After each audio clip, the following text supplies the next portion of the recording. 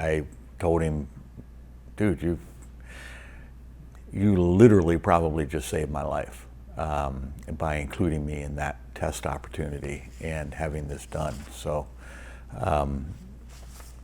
it's part of what their mission is, part of what his mission is, and turns out I'm one of the examples of that.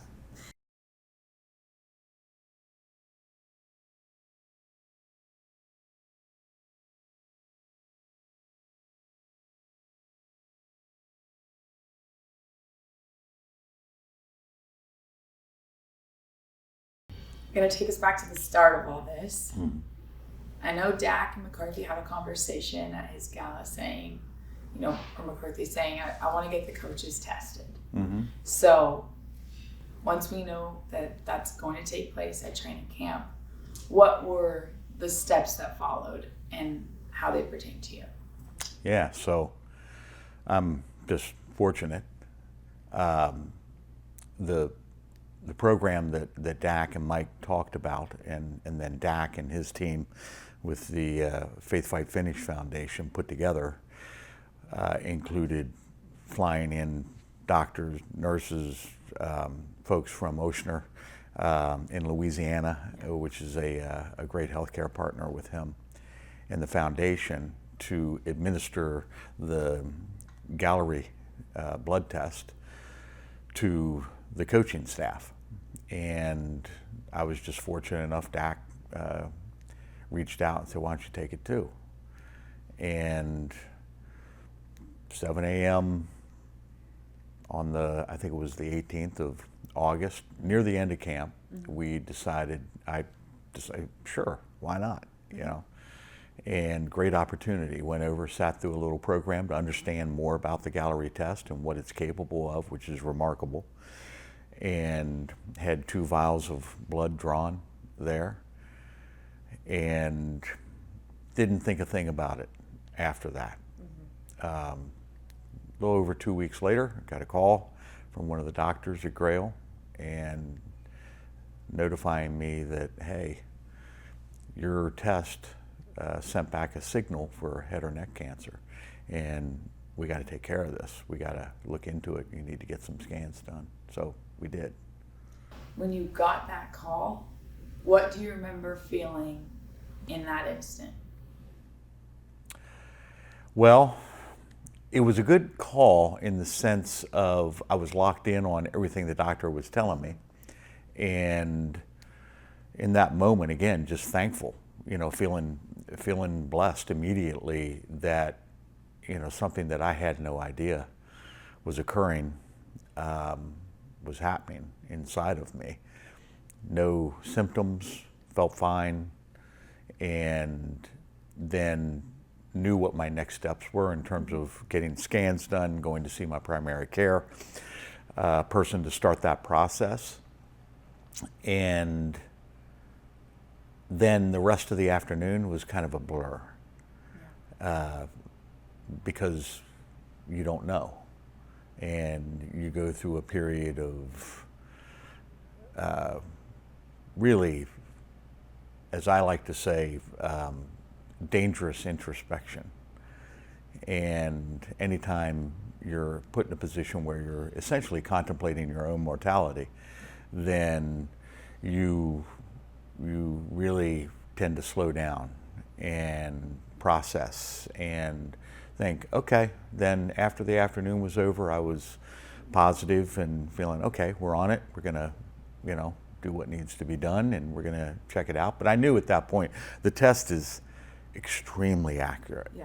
And on a percentage basis. So I knew, okay, something's wrong. Yeah. And I'm gonna go see what it is. So at that point, you schedule the appointment with your primary care physician, go through, I think, a CT scan. Mm-hmm. What happened after that? So I had the CT scan, which I had never had one before, and wondered, okay, what's going on, and then got the results back a couple days another visit with my primary care, and he told me, he said, well, I got some bad news because we've uncovered a suspicious mass on your right tonsil, the backside of your right tonsil, and it appears to be a tumor, and we're going to have to continue checking it out. You're going to ultimately need a biopsy. We're going to have to refer you to a specialist, so on and so forth. So those steps started unfolding, and it became what I thought it was and what I had kind of adjusted my mindset towards, and then just continued the process of finding what I needed to do and where is it. One of the best things early was to discover that it was stage 2, which was still on the early side, relatively speaking, and a situation where, okay, we can get after this and do what needs to be done. So again, the early detection part of this is kind of the motivation behind my thinking, and everything that's transpired since is just understanding how important early detection really is. When you first found out from that very first phone call, and then as you went through these additional steps, what was the relay of people that you told, and in what order? Yeah. So I've gotten in a little bit of trouble for this with my wife because she was not the first. But for good reason, because I didn't want to burden her or my children until I knew more, and I had a better idea of what the process was actually going to be, what the timing was going to be, what the prognosis would be, all of that. But the first person I told was Dak, and appropriately so. I mean, we were finishing up a Zoom call we do with our national broadcast partners before each game, and he got up to walk out of the room, and I said, hold on, I got one more thing. It's a big thing. And I told him, and just immediately, and you have to understand Dak and the way he's wired to get this, but because this is just like instinctual with him, that he just blips into, we got it, we're going to get it done, we're going to take care of this, and this is a blessing, thank God, and we're going to get it. And I told him, dude, you literally probably just saved my life by including me in that test opportunity and having this done. So it's part of what their mission is, part of what his mission is, and turns out I'm one of the examples of that. Once you guys knew, you talked to your wife about it, you decided to have the surgery. I think there's a lot that has gone on, eye-opening things for you even, when it comes to the actual surgery part of things. How were you feeling ahead of the operation? And then some of the challenges that came after? Sure. Yeah, sat down, told my wife, and I had to tell her before I had the biopsy because, and she gets a laugh out of this. I told her, I said, well, I needed a ride through the biopsy because they put you under, and she understood, and she is the spiritual leader of our family, and immediately drew on that faith. I have too, and she said, okay, God's got this, and we're going to work through it. And so, I really was thankful for that. And she understood what, we were going to go through, and was there every step of the way, every appointment, from there on out. But, you go through the biopsy, you get definitive confirmation of exactly what's going on and what needs to be done, and the surgery gets planned. We were going into a bye week, so that was helpful. I didn't want to miss as much time. I was getting greedy at that point. I was lucky and blessed, and then I became greedy because I didn't want to miss games. And it turns out I did need to miss a game, but the surgery gets set up, and Tuesday morning, and come out of surgery, and you've got nose feed for feeding you basically, and other IVs and drainage lines coming out of your neck, and you're laying there, but you feel good, because you know what, big hurdle, accomplished, and you're in good hands, and I have to say the experience that I had at Baylor Scott and White downtown, they were phenomenal. The caregivers there, the doctor, my surgeon, Dr. Britt, was just incredible. And then you're recovering, you start that process, and it's a challenging process because you're learning how to swallow again and use your mouth and throat, and what you have to do. When you're laying there and they're feeding you your medications through IVs and things of that nature, that's one thing, and that's easy. The harder part is when I was released on Friday evening of that week, and you go home and you got to do it yourself, and you sort of have to do it the old-fashioned way. You have to crush the pills up and stir them around in a little shot glass, and you can take just a little sip at a time and figure out how to, swallow and get everything that you need in, and then you're, trying to also sip on protein shake to get, stuff into your body, and, that's the most challenging part. And that's really when we got home that Friday night, and we were getting up, and I wanted to, and I was proud of that because I was supposed to be in Saturday. Sunday was the projected release, and I said, I'm going to beat that. And I did, but then sort of the reality of it set in. I got home, I realized, ooh, this was a whole lot easier when I was in the hospital. And so you learn how to crush everything up, stir it up, what you need to do to get it down, and what have you. And then that Saturday morning, I was determined I was going to go for our typical walk in the morning with our dog. And that's when it hit me, and I broke down and just was a mess because we couldn't get out the door because of me, and I was, full circle, I'm sort of a pain in the, for us right now, and we're not able to do some of the things that we enjoy, as we work through the process, and I felt bad, about that, and it sort of came crashing down in that moment, but, got myself together, and then we went on the walk, and, that felt good, and Ann kept telling me, this is what you need to do, and that was the one time where I really broke down. And then after that, it's just a matter of, working towards your end goal, and I've got a ways to go still.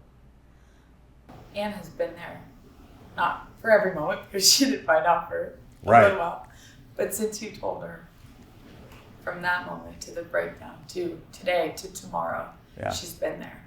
Yeah. What has she meant to you throughout this process? Yeah, I mean, everybody should be so fortunate to feel this way about your spouse. And, we've been married over 35 years and 3 beautiful children, 2 grandchildren, and we've been blessed. I told her way back when, that when she agreed to marry me, she essentially saved my life back then. And, we've been all over the place. It's an incredible adventure, and journey that we've been on. But, her spiritual level is deeper, and she has been that for me. When you work in sports, you travel a lot, and she's the person that had that burden in many respects with the kids. And when the times get tough, we tackle things together. But she's been amazing, very positive, supportive, patient with everything, and I couldn't ask for any more, really. On the topic of important people, I know you've been around a lot of high-profile athletes, owners, executives throughout your career. Mm-hmm. How would you describe your relationship with Dak? Well, Dak is very special. Aside from the athletic part of it, the talent part of it, the football part of it, it's the human element. And it's not just his leadership, which you have to be. If you're an NFL quarterback and you're the quarterback of the Dallas Cowboys, your leadership ability needs to be like no other. And his is. But the human part of that is the compelling part of it for a lot of us that work with him. And I know teammates say the same thing about him, but all of us do. And his ability and strength, and he's been through some things himself. Mm-hmm. And we have some similarities in that respect as well. But his confidence, his commitment, his determination, and the way he delivers on the human side of the equation is like no other. Just a great guy. I know you're still going through it, but as you reflect on what's taken place over the last 3 months, how have you been able to process each of these steps that's led you to this point? Yeah. I mean, from the fact that you're even in Dallas. Yeah. And you spent your whole career in Cleveland. Right. Like all of these steps, how have you reflected and processed? Well, now we know. Now we know why. And that's part of the revelation, when I say that this has been the best thing that ever happened to me, to us, to our family.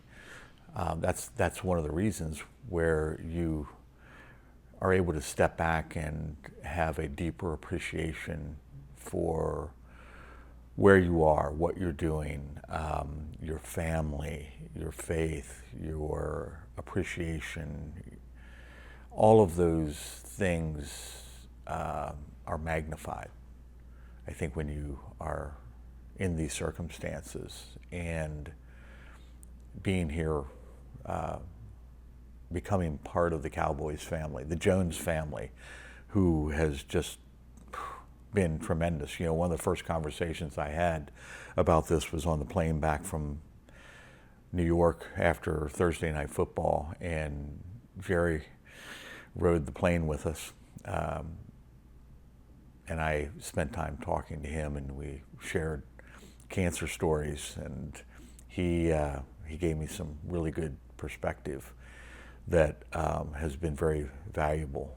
All the Jones family has done that. And again, just part of putting the puzzle together of, okay, what am I doing? Why am I here? Those questions that pop up when you go through something like this. Is there any perspective from Jerry that you're able to share? Oh no, he's been through a cancer, scare himself and had to deal with it, and just talked about technology and medicine and the advancements and what they're able to do now compared to 10 years ago or 15, or even 5 years, how that progresses, and the ability to benefit from medicine continuing to evolve, and technology and things of that nature, and prognosis then becomes more positive. And sometimes it helps to talk to somebody that's been faced with something similar, and it was one of those moments, being able to talk to them. And Jerry is as candid and transparent as you could ever want to be or hear from, and that's part of his charm, and he shared that, and that helped me at that stage of the process, and probably going to need it again before it's all said and done. I don't think there's a lot of people who hear the words, "You have cancer," and in that same day are able to be thankful. Yeah. That takes a certain level of strength, I think. How do you feel like you've been able to be this thankful in a situation where a lot of people can't be? Yeah. Well, again, it goes back to sort of the motivation I have to sit here and talk to you about it, and that is early detection and the importance that plays. Again, it's something that I'm no different than thousands, tens of thousands of other people that are confronted with this and have to deal with it. And you can make a decision that, I'm going to turn this into the best thing that ever happened or not. And the reality of it is it is hard, and there's some tough moments that you have. But I think, the greater good is that you develop those deeper appreciations for things and people, and what lies ahead. And I've been able to do that, but again, it goes back to the importance of early detection. That's why this test that's going to get voted on by Congress to be added to the Medicare landscape, is so important, because it can make that kind of difference. And I almost feel silly about it, because again, there's why me? Well, why anybody? And the important thing is that people do think of this when they're feeling good. That's when you need to investigate getting tested, because chances are you're going to catch something, if it's in you, early enough to do something about it. And that's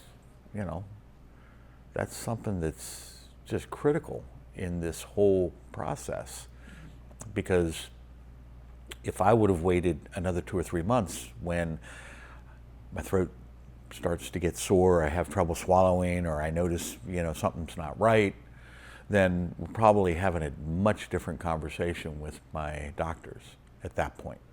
And they've told me as much. It'd be a little bit different conversation, a lot different conversation that we'd be having, which, again, when you're feeling good, that's the time to take test and try to make sure everything's okay. And it's not just colonoscopy and colon test or other, of the higher profile, kinds of cancers, which are really important, but it's anything, and that's the beauty of this test. Last one, I'll let you go. On the cleats, it goes back to that early detection that you were just talking about, but a couple times you've said, you're this example, and as somebody who's spent his entire career on the other side of the camera, I know, right, this is uncharted territory for you. What does it mean to you to be able to be that example and be what is shown on a pair of cleats like the ones that Dak had made for you? Well, I'm kind of an unwilling participant or an unsuspecting, kind of person in this equation because I've spent my several decades long career behind on the other side of the camera and encouraging other people to tell their story and to share their information and to help explain things. So it would have been very hypocritical of me to refuse or not want to do that now, considering my circumstances. And I just want to pay it forward because I'm lucky, I'm fortunate, I realize that. Most people don't have the kind of opportunity that I was afforded. And so I get that part of it. But at the same time, I feel like I need to then pay it forward and be willing to try to create awareness and encouragement for people to go out and get tested, even when you're feeling fine. That's the best time to do something like this, and want to see that it works towards being more accessible.